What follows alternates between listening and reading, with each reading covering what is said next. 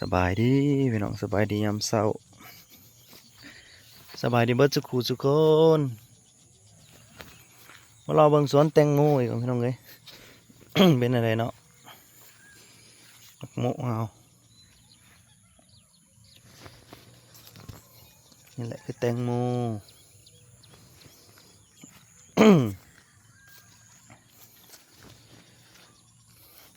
มีหมากอยู่บัดนี้เริ่มมีหมากมาแล้วบนที่บ่เป็นกับบ่เป็นนะเป็นบางจุดบางบอนบางเครือกับบ่เป็นซ้ำหน่วยใหญ่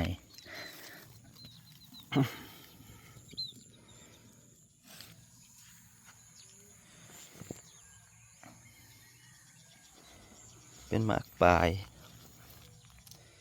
หน่วยใหญ่เท่าสีมอนนี้แล้วที่ใหญ่สุดกูโม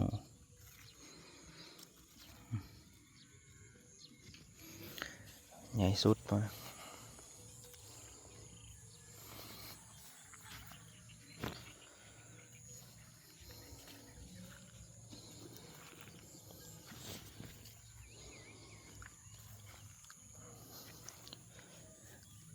นี่ก็เป็นหมาก แต่ว่าบ่หลายปานใด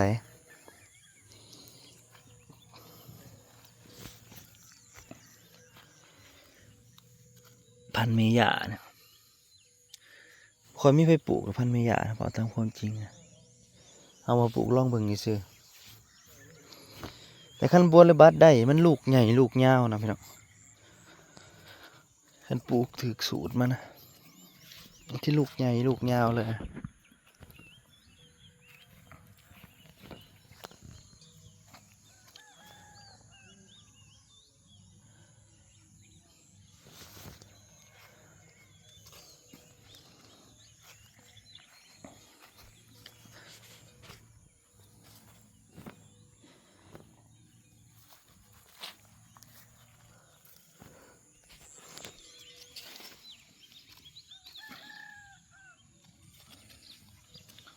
แตงโมบ่เฮิงก็จะได้เก็บแล้วแหละพวก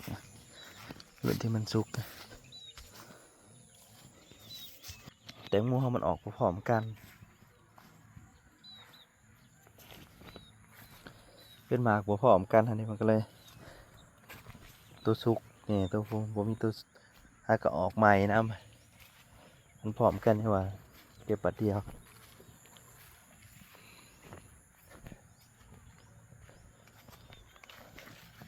เทือตายมันก็มี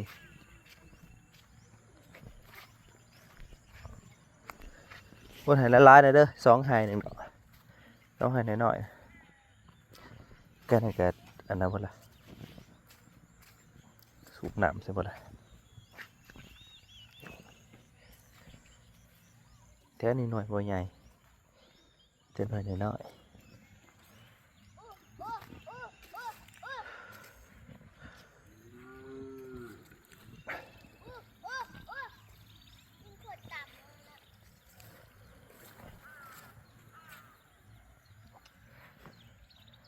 ใหญ่สุดก็สิเป็นหน่วยนี่แหละอยู่ในอันสวนแกนี่แกพอปานนั้น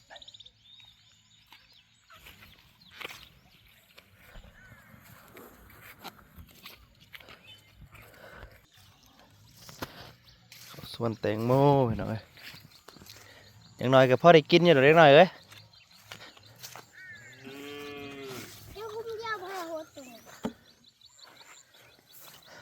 อย่างน้อยก็พอได้กินอยู่ดอก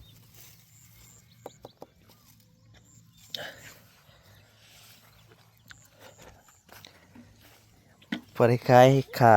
ปุ๋ยขาเมล็ดพันธุ์ก็ยังขายอยู่นะเมล็ดพันธุ์ก็700เลยปุ๋ยก็เบิดเพิกลายนะ สวัสดีป่าลุงสวัสดีป่าลุง แล้วล่ะยังไห้เดียวนะพอเราสุกแล้วน้ำใส่แล้วก็แจ้นี่ไห้ยาวให้ลุมเลยแจ้ขางนี้มันน้ำบ่ฮอดแล้วก็แจ้สุดทั้งพุ่น เปิดมือได้ แล้วแต่คนมันแรงก็โหดแล้วถ้ามันแล้วซ่องไห้นี่ปลาข้าวโพดแล้วก็เบิดแล้วเหลือแต่มันเกี่ยงแสะเหลือแต่ปลาทั้งหมดแหละกำลังใส่หมาก บักถั่วเขายังย่างอยู่ป้าเถอะ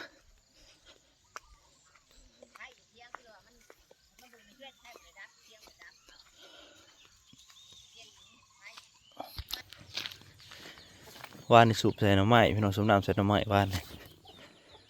มาเบิ่งน้ำกันนี่เริ่มนี่พอลายมือก็ได้เก็บเลยเรียกว่าพ่อเก็บหรือว่าจักนี่เพิ่นจองมา3 กิโลอาจิพ่อให้เพิ่นอยิบบอกเอาอะก่อนสูบใส่น้ำไหลที่อิบอยู่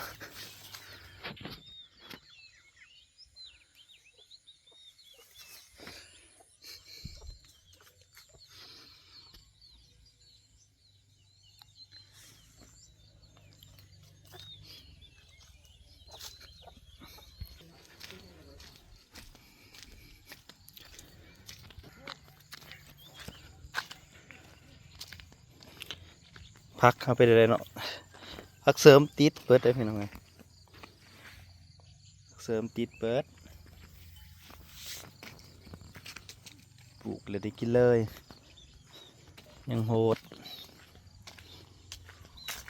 ยังจะพักเสริมพักเสริมแบบหนึ่งอะเด้พักเสริมแหลมาปลูกอยู่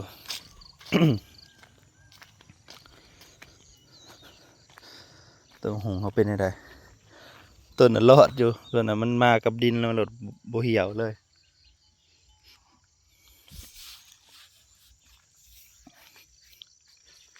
หน่อไม้ก้อนนี่บ่ได้มาสีดออกสับมันแตกแหนง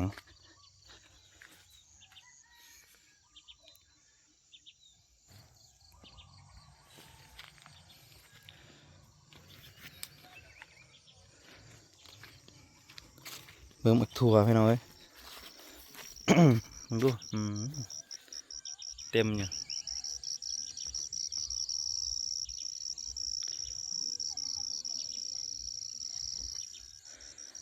ผักแนวคายมั้ง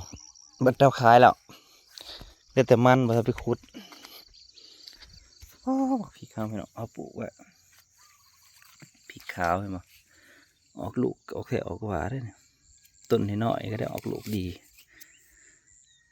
กินกับหมักกับกินกับเพอกับข้าวปุ้นแล้วหมากแบบนี้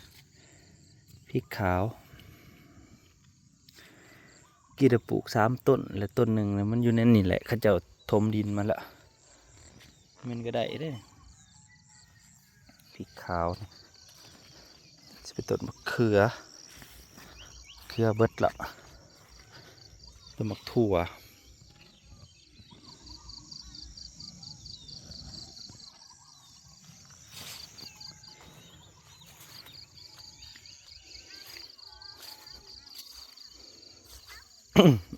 งัวมันเคยกินแล้วก็มาเวียนแล้วมันเบิดแล้วพวกมิโนป้าตัวพี่น้องหนูมันมากินมันนะพี่น้องหนูหรือไก่ ไก่เนาะหนูจะไปขวดวันนี้มันหัวบักใหญ่ๆนี่ไก่มาตอดกินจะออกแต่เฮิงบันไดหัวนี่บ่ฮู้จักเลยเพราะมันใหญ่นะ แถวนี้ก็เป็นไปเลยแหละหัวมันเบิ่งกันแค่ข้างๆครับผมสิออกเบิดหัวมั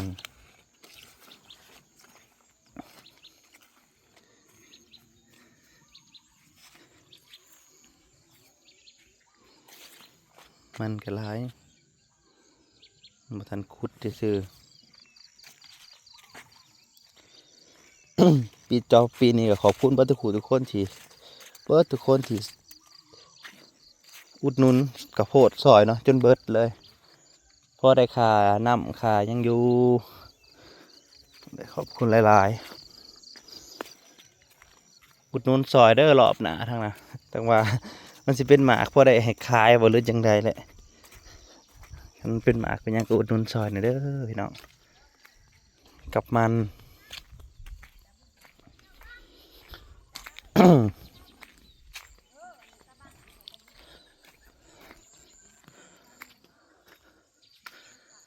มักงิ้วกระดกคักดกแหน่เลยพี่น้อง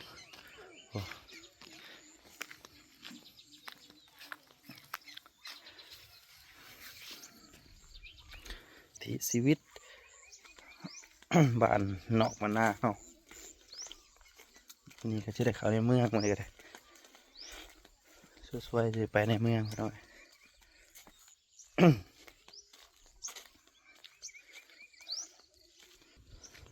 แม่จูดสลามจะทำคนอกคนเห่า